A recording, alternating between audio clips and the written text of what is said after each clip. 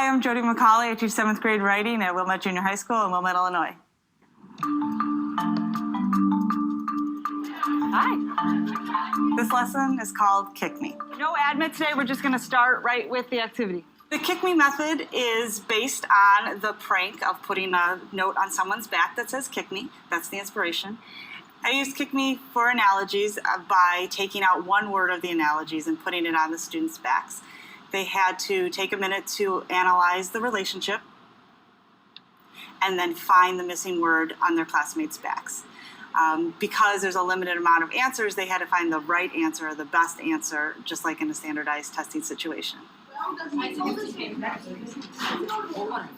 Giving them a time limit is also really important, because if you would leave it open-ended until everyone finishes, it just ends up, some kids are done early, some kids are just goofing around, but if you give them 10 minutes or 15 minutes and they know the timer is ticking, they'll move much more efficiently and get the answers. I think we should all read the first rule of Kick Me together. There is absolutely no kicking. Okay, get up and find the answers. I'll set the timer. Scrape. What is scrape? You have scrape. I know. I said what is scrape. Floss is a scrape?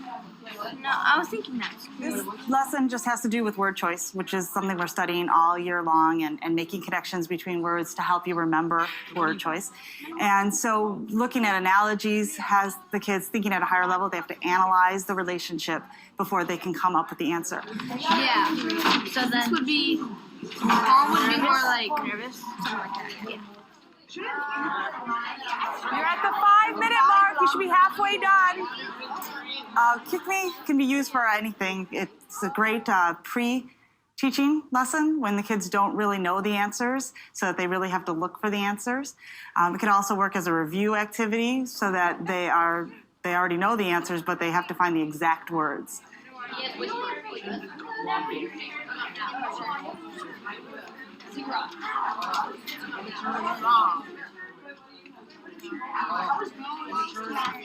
Maybe it goes to calm to immaturity. Wait. Is that because antonyms? No. I think it goes. It's obviously not purpose.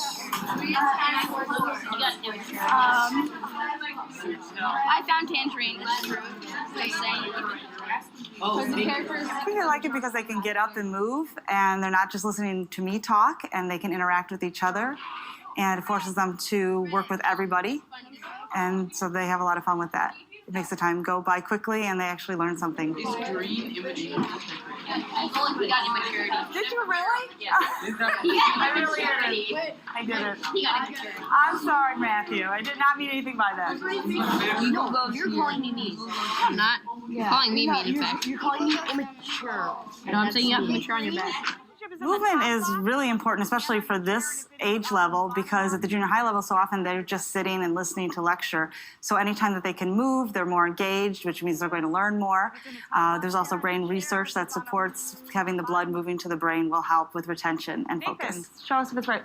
Well, it gets us up and interactive, which is a lot more fun than just taking notes the whole period. So It's really fun to get to like move around and talk to people and learn interactively instead of just staying in our seats. And yeah, it helps you like remember things when you're moving around because it you like like gets remember. planted in your brain Yeah. better. You remember like what you were doing and then kind of make connections. Yeah. Yes, some other ways that I've used it is for figurative language, where the kids have the definition of hyperbole or simile, metaphor, and then I put examples on their backs and they have to go and find it from their classmates and fill in a chart, and then we come back together and see if they put them in the correct places. It also works for definitions, put the definitions on their backs and they have to copy the definitions, which, kids do not like to copy definitions, but this forces them to do it, and they do it gladly because they're up and moving and they're sort of having fun with their peers. It's a different way to learn vocabulary, and sometimes just learning vocabulary and definitions is boring, so it's more fun.